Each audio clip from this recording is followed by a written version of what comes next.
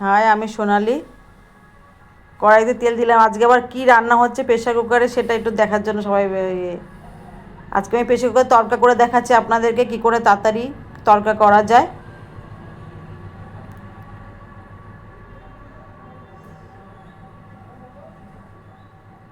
একটু জিরে ফোড়ন দিয়ে দিলাম,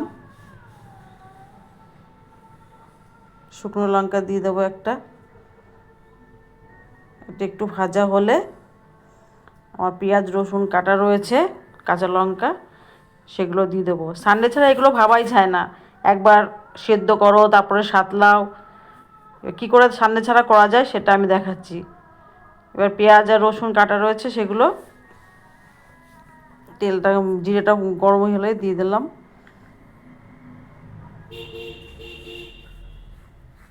দিয়ে দিচ্ছি কাঁচা লঙ্কাও।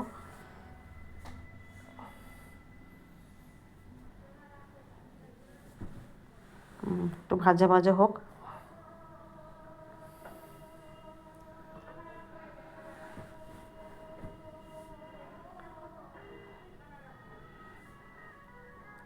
এবার আদা আর টমেটোটা ঘষে নিচ্ছি। সব সাতলানোর পরে জল দিয়ে 5 মিনিট সাতলাতে লাগবে। তারপরে জল দিয়ে হাই আছে একবার সিটি পড়ার পরে 7 মিনিট যদি একদম কমা আঁচে রাখেন তাহলে ডাল কমপ্লিট হয়ে যায়। এভাবে করবেন, তাহলে পোড়াও লাগবে না, ঠিক হবে। টমেটো আর আদাটা দিয়ে দিলাম, দিয়ে কষিয়ে নেব। ওই ডিমটা ফেটে দিয়ে দিচ্ছি।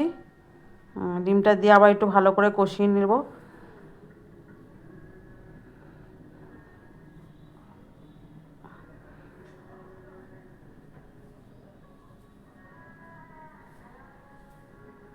এবার আস্তে আস্তে সব মশলা দিয়ে দেবো। হলুদের গুঁড়ো দিয়ে দিলাম,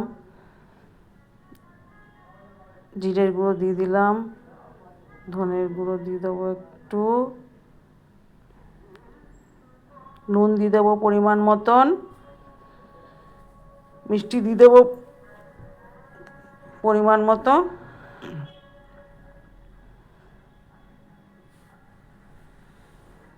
এবার সাতলিয়ে ভালো করে, হ্যাঁ, এবার ডালটা দিয়ে দিলাম। এই ডালটা আমি আগের দিন রাতে ভিজিয়ে রেখেছিলাম।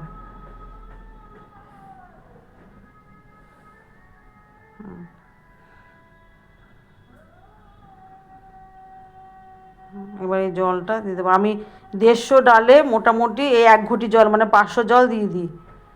এই 1 ঘটি জল ঢেলে দিলাম। সিটি ঢাকনা দেওয়ার পরে ওই যে বললাম যে সিটি একটা সিটি প্রথম ভারী আছে পড়ার পরে, বেশি আছে পড়ার পরে, তারপরে যদি আপনি রাখেন 7 মিনিট রাখেন একদম লো আছে, তাহলে ডাল কমপ্লিট। এবার আমার একটা সিক্রেট মশলা সবাই রাখেন, ভাজা মশলা, সেটাই দিয়ে দিলাম, দিয়ে সিটি বন্ধ করে দিলাম। এবার হয়ে গেছে তরকাটা। দেখুন কেমন হয়েছে। ভিডিওটা দেখার জন্য ধন্যবাদ। সবাই লাইক করবেন, শেয়ার করবেন। নমস্কার।